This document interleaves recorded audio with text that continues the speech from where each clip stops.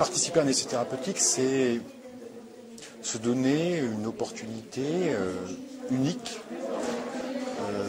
de bénéficier en avant-première d'un potentiel futur progrès.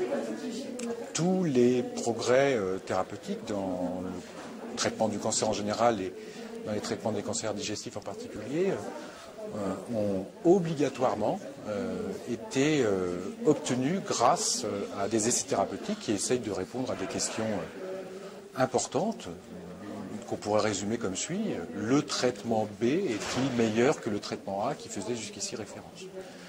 Alors, il faut noter que la participation à un essai thérapeutique est souvent vécue avec appréhension par les patients ou incompréhension. Je suis un cobaye, on ne pense qu'à la recherche plutôt qu'à mon traitement. En fait, c'est tout l'inverse.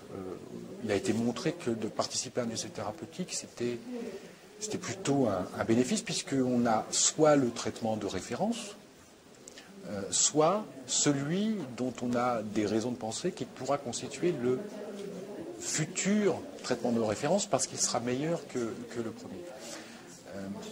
Alors, c'est vrai qu'il existe des essais, qu'on appelle les essais précoces ou les essais de phase 1, qui vont évaluer la tolérance, les effets indésirables possibles, et l'efficacité de molécules toutes nouvelles, parfaitement inconnues, qu'on n'a jamais testées avant.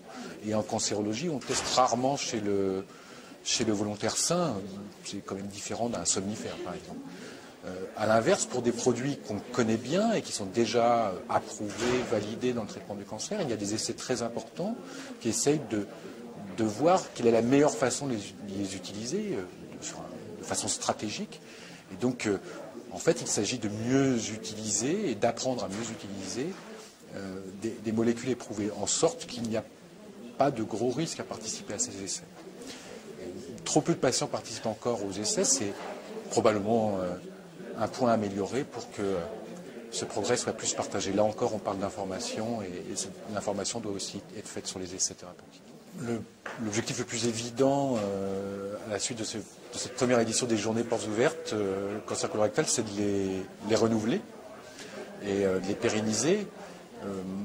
Je pense qu'il faut envisager avec confiance et enthousiasme l'idée d'en faire un rendez-vous pérenne.